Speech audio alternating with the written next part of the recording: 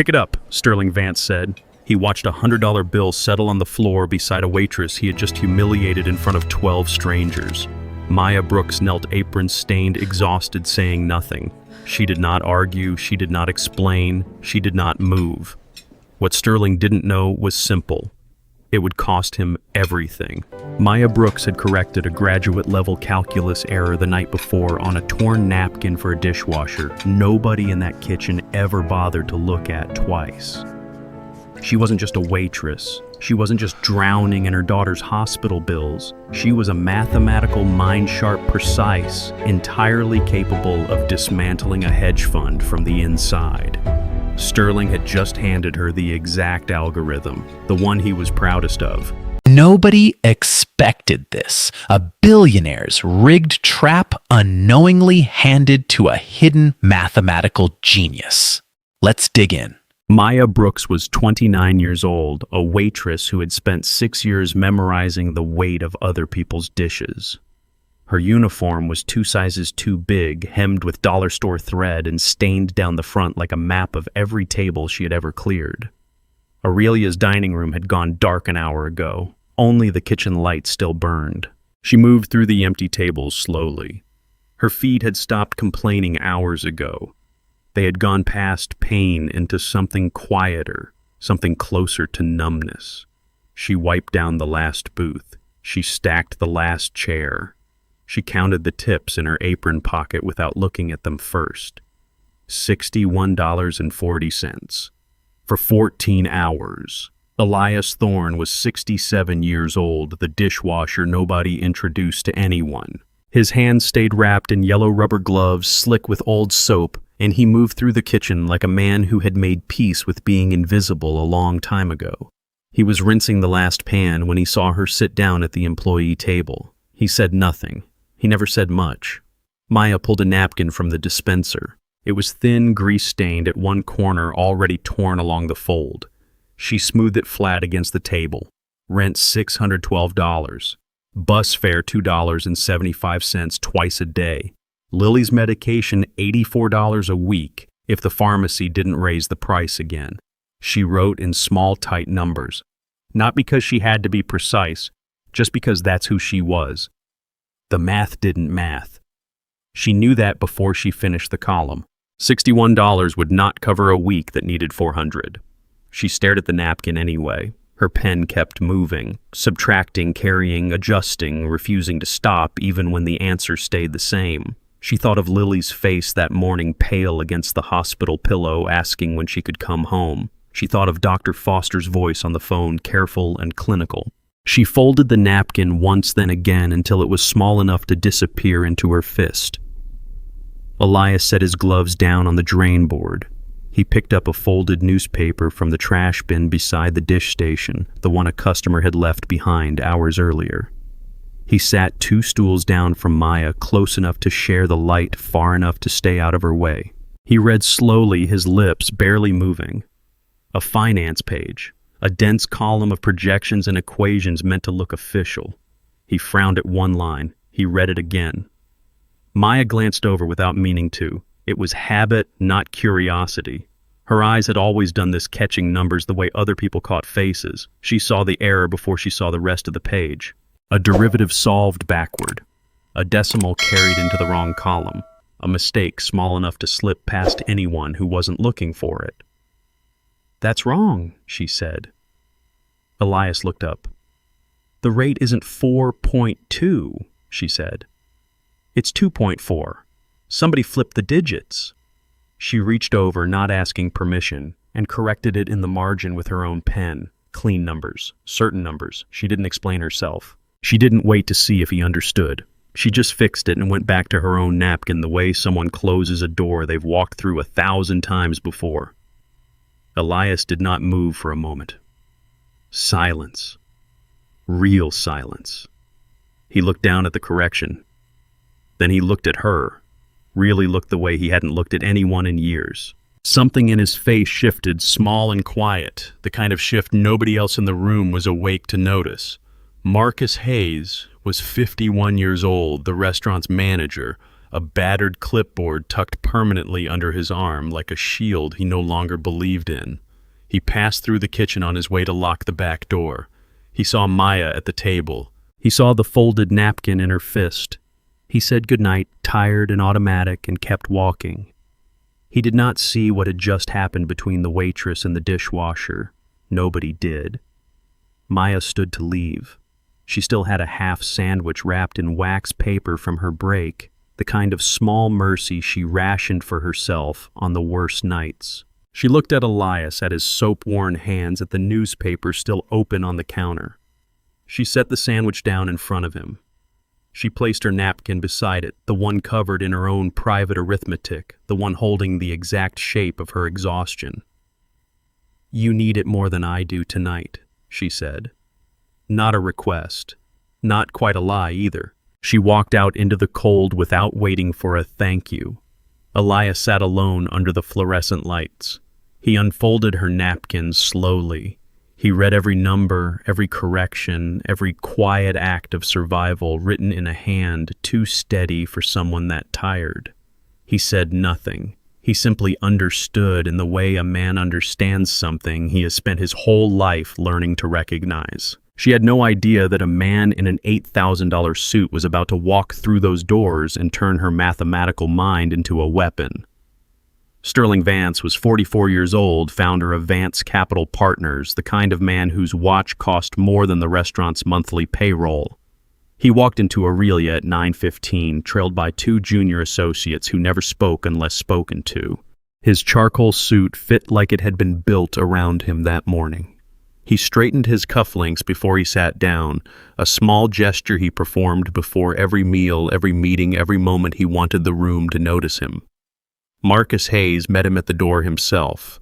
Marcus was 51 years old, the manager, and he knew exactly who Sterling was before the man ever gave his name. Vance Capital had a stake in the building. Everyone on staff knew that. Nobody said it out loud. "The corner booth," Sterling said. Not a request. A fact he expected the world to catch up to. Maya Brooks was assigned his table. She had worked 11 hours already and her shift wasn't over. She approached with a bottle of wine balanced on a tray, her movements careful, practiced, exhausted. Sterling watched her pour. He watched the way her hand trembled slightly near the end of the glass, tired and steady at the same time. Then he shifted his elbow, small and deliberate, and the bottle tipped. Wine spread across the white tablecloth in a slow, dark bloom. Maya froze. Not from fear, from the math of it, quick and automatic. A bottle like that cost the restaurant $340. A bottle like that could cost her the job if he wanted it to. "Careless," Sterling said, quiet, amused. He reached into his jacket and pulled out a folded $100 bill. He let it fall from his fingers, slow, deliberate, watching it drift to the floor like he was feeding a fish in a tank he owned. "Pick it up," he said. The dining room went dead silent. 12 people watching. Forks paused halfway to mouths. Marcus stood frozen by the host stand, his clipboard useless against a man like this. Maya knelt. She picked up the bill. She did not look away from Sterling's face while she did it. "You have a look," Sterling said, tilting his head. "Like you think you're smarter than the room." "I clean tables," Maya said. Short, flat, nothing more offered. "That's not an answer." He smiled the way men like him always smiled, patient, certain already bored with winning. "Let's test it. My fund runs a predictive algorithm. Market timing risk modeling, the kind of math that moves 9 figures before lunch. If you can find the flaw in it, solve it clean in 72 hours, I'll pay you $1 million. The room did not breathe. Not. "And if I can't," Maya asked, "then you're fired tonight." He said it simply the way he might mention the weather. "This is not cruelty. This is clarity. I'm giving you a door nobody like you ever gets offered. Most people would thank me." Maya's jaw tightened. Her hands stayed still at her side, steady, silent, refusing him the reaction he wanted. "How is the model weighted?" she asked. "Equal factors, or does one variable carry more?" Sterling's associates exchanged a glance. He answered anyway, because men like Sterling could never resist explaining their own genius to a room that was already impressed. Volatility carries 70%, he said. Liquidity 20, sentiment 10. It's elegant, self-correcting. No human can break what corrects itself faster than they can think. He didn't know what he had just handed her. Sterling pulled a slim gold laptop from his associate's bag and set a contract on the table beside it, the paper trimmed in gold foil embossed with his fund's crest. He tapped it once with 2 fingers. 72 hours, he said. Starting now. Maya looked at the contract. She looked at the wine still soaking into the tablecloth 30 seconds from ruined and thought of Lily's hospital bracelet thin and paper white against her small wrist. And the restaurant, Marcus finally managed his voice cracking on the second word. If she fails, Sterling said, standing adjusting his cufflinks one more time, I foreclose on this building by Friday. Consider it incentive. He walked out without waiting for anyone's answer. He never did. Maya stood in the wreckage of the dining room, the golden contract heavier in her hands than paper had any right to be. Marcus stared at her, apologetic and helpless. The other diners slowly returned to their meals, already forgetting, already moving on with their comfortable evenings. Maya did not move for a long moment. Frozen. Not broken. Calculating. She folded the contract, once the way she folded her napkins, and slid it into her apron pocket beside the crumpled $100 bill. She had exactly 72 hours to achieve the impossible or lose her daughter forever. Lily Brooks was 7 years old, small against the hospital bed. Her hospital gown faded from 100 washes to the color of old paper. Wires ran from her arm to a monitor that beeped in a rhythm Maya had memorized without meaning to. Maya sat beside her, keeping her face arranged into something calm, something a 7-year-old wouldn't read as fear. You're tired, Mommy, Lily said. Not a question. Kids noticed everything. Just a long shift, Maya said. She smoothed the blanket over her daughter's knees. Steady hands, practiced voice. Dr. Foster was 52 years old, the pediatrician who had treated Lily since her first fever spike 8 months ago. He stepped in quietly, a folder tucked under his arm, his white coat crisp despite the hour. He motioned Maya into the hallway with a small tilt of his head. Her next round starts Thursday, he said. We need a $5,000 deposit before we can schedule it. Maya's stomach dropped. Not visibly, just somewhere underneath the surface she showed the world. I don't have $5,000, she said. I know, Dr. Foster said, and he did sound like he meant it. I wish the system worked differently. It doesn't. Maya nodded once. She didn't argue. Arguing never moved a decimal point. She went back inside. Lily was watching the doorway, watching her mother's face the way children do when they sense the adults are lying to protect them. Maya smiled anyway.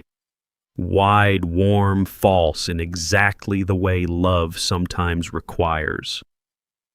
That night, Maya sat in the vinyl chair beside Lily's bed with Sterling's golden laptop balanced on her knees. The screen glowed too bright in the dark room. Numbers charts, cascading variables. Thousands of them. She opened the file labeled Predictive Model Primary. She expected a puzzle, something contained, something with edges. It wasn't that. Rows scrolled past for nearly 4 minutes before the file finished loading. Interest rate correlations. Liquidity thresholds across 9 international markets. Live feeds updating every 0.3 seconds. This wasn't a math problem someone had built for a dare. This was the actual engine. Maya sat back. Her pulse picked up quiet, controlled, refusing to spike into panic even as her mind recalculated everything she thought she understood about the challenge in front of her. Sterling hadn't handed her a toy version of his algorithm. He had handed her the real one, the one currently moving his fund's 9-figure positions in real time, arrogant enough to believe no waitress could do anything with it except fail loudly. She began writing, not on paper this time, directly into the model, testing variable after variable, tracing the logic back to its source. By 1 a.m., she had mapped the volatility weighting. By 2:40, she had rebuilt the liquidity threshold from scratch on a legal pad balanced against her knee. By 4:15, she was close enough to see the shape of the solution forming at the edges of the equations. Then it broke. A single variable refused to resolve. She traced it forward. She traced it backward. She rebuilt the surrounding formula 3 separate times. Each time, the same number appeared where no number should exist, stubborn, illogical, sitting in the code like a splinter that wouldn't come out. Not a mistake. Not random. Deliberate. She stared at it until her eyes burned. Tired, furious, confused, but not ready to quit. Lily stirred in her sleep. Maya reached over automatically and adjusted the blanket without looking the motion worn smooth by months of practice. The monitor beeped its steady rhythm. Outside the window, the city kept moving, indifferent to the woman doing calculus by monitor light to save her daughter's life. By morning, Maya's eyes were rimmed red, her hands cramped from hours of writing, her body running on the kind of exhaustion that stopped registering as exhaustion and started feeling like a second skin. She had made more progress in 8 hours than most analysts would make in a week. She still couldn't get past the wall. Dr. Foster passed by the room again near sunrise, checking charts. He glanced at Maya, at the laptop, at the mess of legal pads covered in equations no waitress should have been able to write. "Long night," he said. "Working on something," Maya said. She didn't explain further. She didn't have the energy to, and he didn't ask twice. She looked back at the glowing screen, at the single corrupted variable sitting stubborn in the middle of an otherwise elegant system. Somewhere across the city, Sterling Vance was almost certainly still asleep, confident, untouchable, certain the woman he'd humiliated was busy failing exactly as planned. Sterling smiled, completely unaware that he had just handed the keys to his empire to the one person smart enough to use them. The alley behind Aurelia smelled like old grease and wet cardboard, the kind of smell Maya had stopped noticing years ago. She leaned against the brick wall during her 15-minute break, an order pad balanced on her forearm, a stub of pencil moving fast across the paper. 3 hours of sleep. Maybe less. She had been chasing the same phantom variable since 6 a.m. Every time she thought she'd cornered it, the number shifted position inside the equation like something alive, evasive, deliberately unwilling to be caught. Elias Thorne moved through the alley with a trash bag slung over one shoulder, quiet, unhurried, his soap-worn hands wrapped in the same yellow gloves he always wore. He didn't interrupt her. He rarely did. He simply worked nearby, close enough to witness, far enough to stay invisible. Maya scratched out another line of calculations, crossed it out, started again. $0.0043. That was the size of the discrepancy. Small enough to ignore. Large enough to break everything downstream of it. She had rebuilt the volatility model from scratch twice now. Clean, correct, elegant math every time, right up until the liquidity threshold met that one impossible decimal. Then the whole structure buckled, numbers cascading into contradictions that shouldn't exist in a system this sophisticated. Not a rounding error, not a glitch. She stared at the order pad, steady breath, steady hands. Her mind kept circling back to one uncomfortable question, quiet and sharp, refusing to let her look away from it any longer. What if the flaw wasn't a flaw at all? She thought back to Sterling's voice at the table, smug, certain, explaining his own model like a man showing off a house he was sure nobody could ever afford to buy. Volatility carries 70%, he'd said. Liquidity 20, sentiment 10. Elegant, self-correcting. Self-correcting systems didn't produce impossible numbers. Rigged systems did. Maya's pencil stopped moving. The alley noise faded, the distant clatter of the kitchen, the hum of the walk-in cooler, the traffic 2 streets over. None of it registered anymore. She traced the corrupted variable backward one more time, slower now, checking every constant against the source code instead of the surface equations. 3 lines in, she found it. A hard-coded value buried inside a function that should have pulled its number from live market data instead. Someone had planted it there, manually, on purpose. Not a puzzle, a trap. Her stomach turned cold. Not from surprise, from confirmation. She had suspected it somewhere underneath the exhaustion in the part of her mind that never fully trusted a gift from a man like Sterling Vance. Elias set his trash bag down near the dumpster. He glanced over careful, unobtrusive, the way he always watched her without making it feel like watching. "Something wrong?" he asked. Quiet, simple. Maya held up the order pad, the columns of numbers dense and precise, crossed through in a dozen places. "He built it to fail," she said. "Flat, certain, not hard, impossible, there's a difference." Elias didn't answer right away. He looked at the numbers like a man reading a language he half remembered from another life. "Men like that don't offer bets they can lose," he said finally. Maya folded the order pad and pressed it against her chest for a moment, the way someone holds something before deciding what to do with it. Her mind ran through the last 72 hours in fast, cold sequence. The wine, the $100 bill, the golden contract with its foil trim, the smile Sterling wore like a signature. He never intended to pay her anything. He wanted a show, a working-class woman clawing at a rigged equation until she broke in front of witnesses, proof to himself and everyone watching that people like her didn't belong anywhere near people like him. The $1 million was never real. The foreclosure threat was. Righteous anger rose first, hot and immediate. Then something colder settled underneath it, quieter, more dangerous. Not rage, clarity. Marcus Hayes stepped into the alley to grab a delivery, his battered clipboard tucked under his arm as always. He caught the look on Maya's face and slowed his steps. "You solved it?"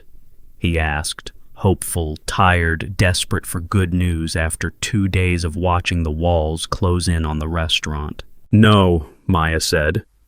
"I found something better." Marcus frowned, unsure what that meant, unsure if it was good news or worse news dressed up carefully. Maya looked past him toward the restaurant's back door, toward the kitchen where Elias had already returned to his sink full of dishes like nothing had happened. She thought of Lily's monitor beeping in that hospital room. She thought of $5,000 she didn't have, and 72 hours ticking down toward a deadline built entirely on a lie. If Sterling had rigged the game to guarantee her failure, then the game itself was the evidence, not a puzzle to solve, a structure to expose. It wasn't a puzzle at all. It was a financial death trap. Kneeling on the floor, Sterling intentionally rigged the algorithm with a false variable to guarantee Maya would bankrupt herself, trying to save her daughter. If that were me, the sheer cruelty of being set up to fail while my child suffered would completely break my spirit. Imagine staring at a math equation that holds your child's life, knowing the man who gave it to you made it mathematically impossible to solve. Absolute, unforgivable corporate betrayal. Maya's apartment held one lamp, one couch cushion gone flat from years of use, and a floor now covered in paper. Napkins, order pads, torn notebook sheets, all of it dense with numbers she had stopped being able to see clearly around 2 a.m. It was 3 a.m. now. She sat on the floor with her back against the couch knees pulled to her chest, the golden contract lying open in front of her like something that had already won. Her phone screen glowed beside her, the banking app still open from the last time she'd checked, hoping the number might have changed itself out of mercy. $14.02. That was what remained. She had run every version of the corrected model she could build. Clean math, honest math. It didn't matter. Without capital, without access, without a single door that people like her were ever handed, the correction was just a number on paper. Sterling didn't need to win the bet. He only needed her to run out of time. Her phone buzzed. Marcus Hayes was 51 years old, calling at an hour that only ever meant bad news, his voice already breaking before she said hello. "Maya." A pause, then nothing for a second. "I'm sorry." "Marcus." "He's foreclosing tomorrow. Officially. The papers came in tonight." His voice cracked on the last word, tired and ashamed of a decision that had never been his to make. "I tried. There's nothing left to try." Maya didn't answer right away. Silence. Real silence. "I know," she finally said. Flat, quiet. Marcus said something else, something apologetic and useless, and Maya let it pass over her without absorbing most of it. She hung up. She set the phone face down on the floor, the screen light disappearing into the carpet. For a moment, she let herself feel the whole weight of it. Gone. All of it. Every last piece. The job, the restaurant, the 72 hours she had poured into a problem built specifically so she couldn't win it. Lily's deposit still unpaid. $5,000 she had never had and never would have, not honestly, not in time. She thought of her daughter's small hand in hers that morning, the hospital bracelet loose around her wrist. She thought of every double shift, every blistered heel, every night she had promised herself that tired enough, smart enough, careful enough would eventually be enough. It wasn't. Not this time. Maya put her face in her hands. Her shoulders didn't shake. She didn't cry, not really, not the way people cried in the movies. What she felt was quieter than that, heavier, a kind of exhaustion so complete it had stopped registering as an emotion and started feeling like gravity. Was any of this ever going to be enough? The thought arrived uninvited, cold and unfamiliar in a mind that rarely allowed itself doubt. She had solved equations other people called impossible her entire life, quietly, invisibly, never once being asked to solve anything that mattered to anyone but her. Maybe brilliance without capital was just another word for invisible. Maybe Sterling had understood something true about the world that she had spent her whole life refusing to accept. She almost believed it. Then her eyes drifted unfocused across the mess of paper on the floor. The corrected volatility model. The liquidity threshold rebuilt from scratch twice. The hard-coded variable buried where it shouldn't exist. She had spent 72 hours trying to beat Sterling's rigged number. What if she stopped trying to beat it? Something shifted behind her eyes, slow at first, then faster. She stopped looking at the fake variable itself and looked past it down through the layers underneath into the raw source code holding the entire model together. Not the surface trap he'd planted for her to chase. The structure supporting it. Her breathing changed. Not panicked. Focused. The hard-coded value wasn't just a rigged obstacle designed to guarantee her failure. It was a load-bearing flaw wired directly into the fund's live risk calculations, the same calculations currently pricing billions of dollars in active positions across 9 markets. If that single manipulated number ever got exposed to real market conditions, the entire model wouldn't just glitch.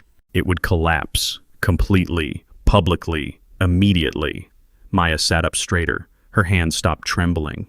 He hadn't built a trap for her. He had built a trap for himself and handed her the key, arrogant enough to believe she would never look past the puzzle he wanted her solving. She wasn't trying to win his game anymore. She was going to dismantle his board. Maya reached for the grease-stained napkin still tucked in the pocket of yesterday's apron, the same one she used to budget survival down to the penny, the same one Elias had once read like something sacred. She smoothed it flat against her knee. She began writing again, this time with a different kind of urgency, cold, precise, absolutely certain, not fear anymore, not despair, a weapon. She still had no capital. She still had $14.02 to her name, a foreclosure notice arriving in the morning, and a daughter whose treatment depended on money she didn't have. None of that mattered the way it had an hour ago. She did not cry. She calculated. Elias Thorne unlocked the restaurant's back door at 5:40 a.m., 3 hours before Aurelia usually opened its kitchen for prep. He didn't ask why Maya wanted to gather everyone this early. He simply nodded once the way he always did and let her in. Maya Brooks walked through that door different from the woman who had left it the night before. Her eyes were rimmed red from no sleep, but something else burned underneath the exhaustion, now steady, sharp, impossible to mistake for panic. Marcus Hayes was already there, standing near the prep counter with his battered clipboard, the foreclosure notice folded into his back pocket like something he couldn't stop touching. "You said you had something," he said, careful, skeptical. "I do." Maya said. The rest of the kitchen staff filtered in slowly, line cooks, a busser, two servers who had been called in on their day off without much explanation. They gathered in a loose half circle, tired, confused, some of them still in street clothes. Maya set the grease-stained napkin on the counter. Beside it, a legal pad covered edge to edge in her handwriting. Sterling's algorithm isn't broken, she said. It's rigged. There's a hard-coded number buried inside it that isn't supposed to be there. It's wired straight into the fund's live risk model. Silence. Confused silence, not the heavy kind. In English, one of the cooks said. Maya exhaled once. She had expected this. She simplified without softening the stakes. His fund's entire structure depends on hiding a flaw, she said. If we short his position before that flaw gets exposed, we make money the moment it collapses. Not later, not maybe, the moment it breaks. Short, Marcus repeated, like betting against him. Exactly like that, Maya said. With what money? A busser asked, arms crossed. None of us have anything. The room went quiet again, heavier this time. Maya had run the numbers a dozen times overnight. Even a small position executed at the right moment through the right access point could multiply fast enough to matter. But small still meant something. It meant capital nobody in that kitchen actually had. She didn't lie to them, not because she had to be, just because that's who she was. I need real money, she said. Not much, but real.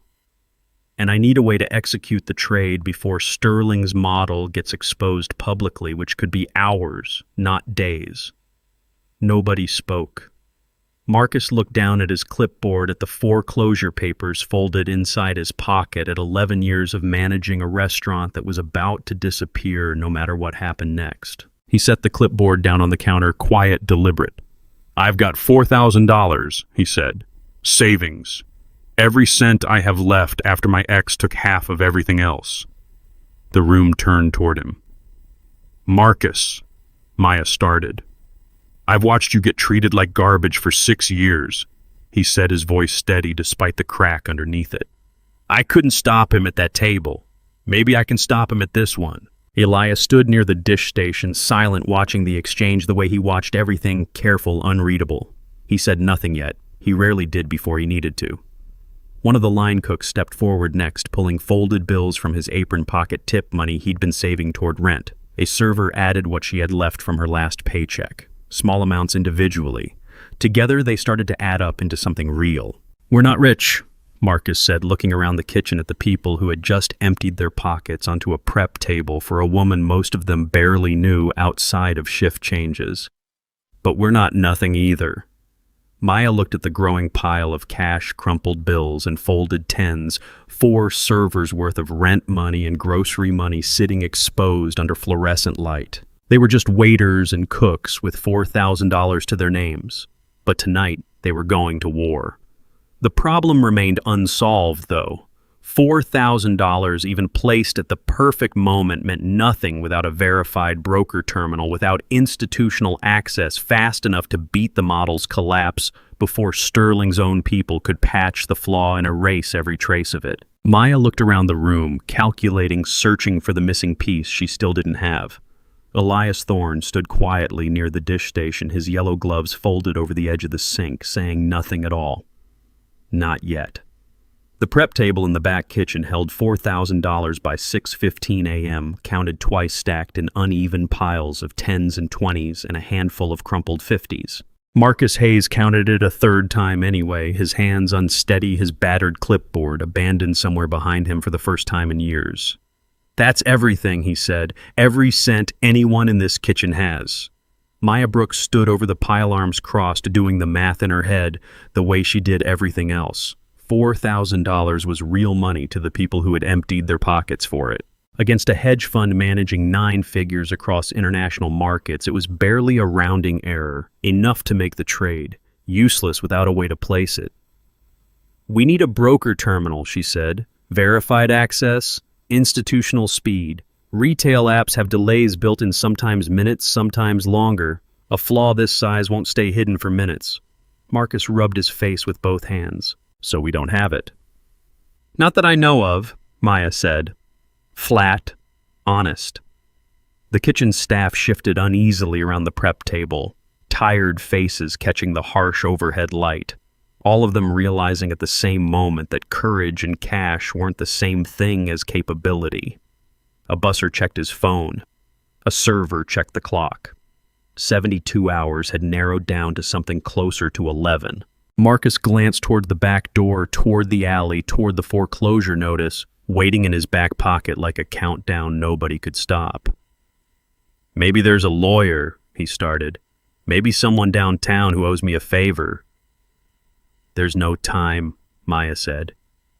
Not for favors, not for someone learning this system from scratch in the next 6 hours. Frustration settled over the room. Heavy, familiar, the particular kind of frustration that comes from being right about a problem and powerless against its solution.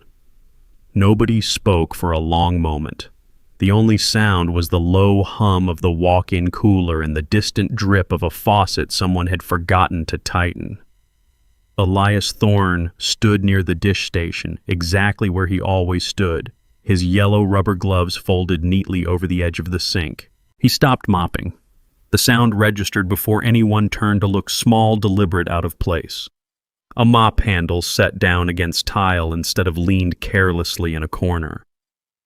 Elias peeled off his gloves, one finger at a time, slow and unhurried, the way a man removes something he's worn far longer than anyone realized.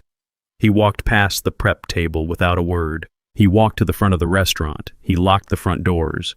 The click of the deadbolt echoed through the dining room, louder than it had any right to, sharp, final, impossible to ignore. Every head in the kitchen turned. "Elias," Marcus said, confused, half laughing, half unsettled. "What are you doing?" Elias didn't answer right away. He walked back toward them at the same unhurried pace, his posture different now, straighter, older, in a way that had nothing to do with age. He stopped at the prep table and looked down at the $4,000 sitting in uneven piles. "How much time do we actually have?" he asked. Quiet, precise, nothing like the voice anyone in that kitchen had ever heard from him. Marcus blinked. "Elias, you wash dishes." "How much time?" Elias said again. Not a question this time, a demand, calm and absolute. Maya studied him for a long moment, the way she studied numbers that refused to behave, searching for the pattern hiding underneath something that looked broken at first glance. 6 hours, she said. "Maybe less." Elias nodded once. He reached into the deep pocket of his kitchen apron and pulled out a set of keys nobody had ever seen him carry, heavy old, attached to a fob with a logo half worn away by decades of handling. The room fell into a different kind of silence. Not confused, not frustrated. Uncertain in the way people become uncertain right before the ground shifts underneath something they thought they understood. Marcus stared at the keys, then at Elias, then at the locked front door behind him. "Who are you?" Marcus asked, quiet now, all the earlier confusion drained out of his voice and replaced by something closer to disbelief. Elias didn't answer that question yet either. He simply looked at Maya, at the napkin still folded in her apron pocket, at the equations she had built from nothing but exhaustion and refusal to quit. "Show me the flaw," he said. "All of it, from the beginning." The staff stood frozen around the prep table, watching an elderly dishwasher speak with an authority none of them had ever imagined he possessed, watching the entire balance of power in that kitchen shift without a single explanation offered. He was wrong about the algorithm, but more importantly, he was entirely wrong about the dishwasher. Elias Thorne led them to the small locker room behind the walk-in cooler, a space nobody in the kitchen had ever paid much attention to beyond the dented lockers lining one wall. He stopped in front of the locker at the far end, the one with a bent hinge and a faded name tag nobody had bothered reading in years. He opened it. Inside sat a slim black case, and beside it, folded on a shelf, a watch that didn't belong anywhere near a dishwasher's locker. Gold-heavy, unmistakably old, the kind of Patek Philippe that collectors waited years to acquire honestly. Marcus stared at it, speechless. Maya said nothing either. The rest of the staff crowded near the doorway, silent, disbelieving. Elias lifted out the case and set it on the small bench beside the lockers. He opened it to reveal a laptop, unlike anything in that building, sleek, unmarked, the kind of hardware that didn't come from any consumer store. Platinum tier, he said almost to himself, encrypted since the day I stopped needing it. Elias, Marcus said. What is this? Elias powered on the laptop. The screen lit instantly, no delay, no loading bar, straight into an interface none of them recognized. Show me the flaw, he said again, looking at Maya. Maya knelt beside the bench and pulled the grease-stained napkin from her apron pocket, unfolding it carefully across her knee. She walked him through the hard-coded variable, the liquidity threshold, the exact point where Sterling's model diverged from reality. Elias listened without interrupting, his eyes moving fast across the screen as he began entering values that matched her handwriting almost exactly. His fingers moved with a speed that didn't belong to a man his age. Firewalls that should have taken hours to breach fell in seconds. Layers of institutional security, the kind built to keep exactly this from happening, opened one after another under his hands like doors that recognized an old key. Maya watched the man she had shared her sandwiches with for 6 years reveal something she had never once suspected existed underneath the soap and the silence. "Who are you?" she asked. Quiet, steady, not frightened, just certain the answer mattered. Elias didn't look up from the screen. "Warren Ashford Whitmore III, he said. "Retired, mostly." Nobody in the room moved. "You own this building," Marcus said slowly, pieces falling into place behind his eyes. "You own Aurelia." "I own the building," Elias said. "I bought it 11 years ago. Nobody needed to know that to make the coffee taste better."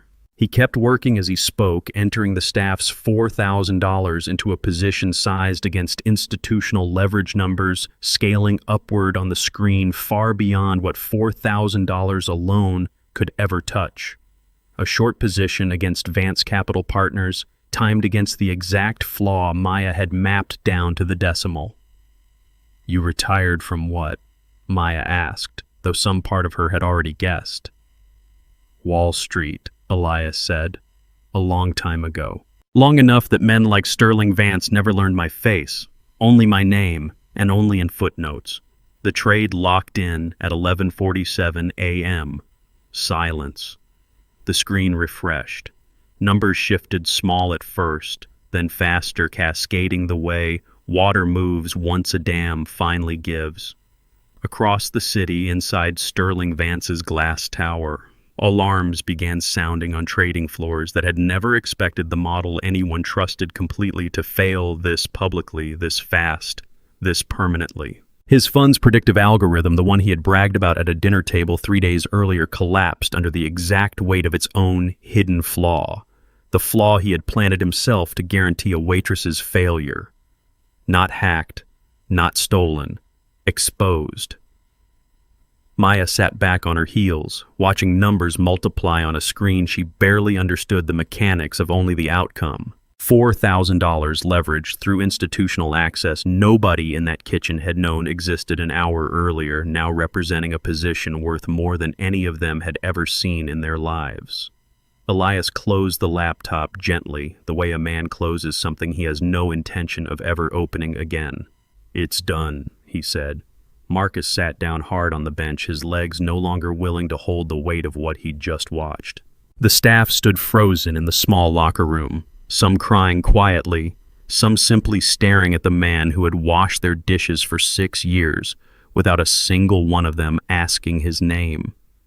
Maya folded her napkin one final time and slid it back into her apron pocket, the same pocket that had once held nothing but a $100 bill and a rigged contract. Sterling Vance sat in his penthouse completely oblivious that an elderly dishwasher and an exhausted waitress had just bought his entire company. Sterling Vance walked into Aurelia's private dining room at 2 p.m., his charcoal suit as pressed as ever, his cufflinks straightened out of habit before he even took his seat. He didn't know yet. That was clear in the ease of his stride, the same confident rhythm he'd carried through that door 3 days earlier. I assume you're here to tell me she failed, he said to Marcus, not bothering to look at him directly. Have the foreclosure papers ready. I want this building emptied by Friday. Marcus Hayes stood exactly where he had stood during that first humiliating night near the host stand, his battered clipboard tucked under his arm out of habit rather than need. This time, though, something in his posture had changed. Steady, unafraid. You should sit down, Marcus said. Sterling's eyebrows rose, slightly amused by the suggestion, more than concerned by it. He sat anyway because sitting cost him nothing, and he had never once considered that it might. Maya Brooks entered from the kitchen, still in her uniform, still carrying herself with the same quiet exhaustion she always had. She set his golden laptop down on the table in front of him, the same slim gold case he had left behind that first night as collateral for his own arrogance. Open it, she said. Sterling opened the laptop, expecting numbers he recognized. Portfolio values, position sizes, the comfortable architecture of his own empire. The screen showed liquidation notices instead, dozens of them, cascading. He stared at it. Then he stared longer. The color drained from his face like someone had pulled a plug behind it. Slow at first, then all at once until his skin matched the pale gray of old concrete. This isn't right, he said. His voice hadn't changed yet, still smooth, still certain of its own authority. This is a glitch. Systems like mine don't fail. Your system didn't fail, Maya said. It did exactly what you built it to do. She pulled the grease-stained napkin from her apron pocket, the same one she had once used to budget survival down to the penny, the same one Elias had read like scripture in an empty kitchen at midnight. She unfolded it and set it beside his laptop. Volatility 70%, she said. Liquidity 20, sentiment 10, elegant, self-correcting, those were your words. Sterling's jaw tightened. You hard-coded a variable into your own risk model, Maya continued. Buried 3 layers down disguised as live market data. You built it to guarantee I'd fail publicly, humiliate myself trying to solve a puzzle that was never solvable. What you actually built was a structural flaw sitting at the center of your entire fund. That's not possible, Sterling said. His sentences were shortening now, fraying at the edges. Nobody has access to that level of the model. Nobody outside my own firm could have. I did, Elias Thorne said, stepping into the room. Sterling turned. He looked at the old dishwasher, at the yellow gloves finally absent from his hands, and something flickered behind his eyes. Confusion first, then a slower, colder recognition. Warren Whitmore, Sterling said quietly, not a question. Retired, Elias said. Mostly. Sterling's hands, still resting on the table, curled slightly, fingers pressing hard enough into the wood to whiten at the knuckles. This is clarity, he said, the word cracking oddly in his mouth, the same word he had used 3 days earlier to justify humiliating a woman in front of 12 strangers. He said it now like a man grasping for a life raft that had already dissolved in his hands. It is, Maya said. You just weren't the one holding it this time. Sterling's voice broke on the next sentence, stripped of its polish, stripped of the careful rhetoric he had built a career on. I didn't think she was just... He stopped. He didn't finish the sentence. He didn't need to. The silence in the room afterward had weight pressing against every person standing inside it. Marcus Hayes watched from the exact spot he'd stood in during that first humiliating night, the same helpless position. Except now it was Sterling Vance who couldn't move, couldn't speak, couldn't buy his way out of a number that had already finished calculating itself. Marcus felt something in his chest finally loosen. Sterling Vance lost his fund that afternoon. He lost the building. He lost the reputation he had spent decades constructing on the assumption that people like Maya Brooks existed to be used and discarded. The staff who had emptied their pockets onto a prep table 3 days earlier now held a position worth more money than any of them had ever imagined touching in their lives. Maya used her share to pay Lily's deposit in full within the hour. She sat beside her daughter's hospital bed that evening, the monitor still beeping its familiar rhythm. and folded the grease-stained napkin one final time before slipping it into a drawer. Instead of her apron pocket, retired now from budgeting survival, kept only as a reminder of what she had once been forced to calculate. The invisible working class became the owners. The arrogant elite was publicly ruined. If you've ever been made to feel invisible by someone with too much money and too little heart, this ending is exactly what you've been waiting for. Have you ever been pushed to the edge of your sanity to protect someone you love? This story is a work of fiction, but Maya's desperate sacrifice mirrors the silent exhaustion so many working parents carry every day. I've watched my own mother work double shifts until her hands blistered just to keep the lights on, never once asking for pity. Who was the silent savior in your life that gave you a chance when the system turned its back? Subscribe to Storytelling Empire for more stories that prove true. Power always belongs to the invisible people.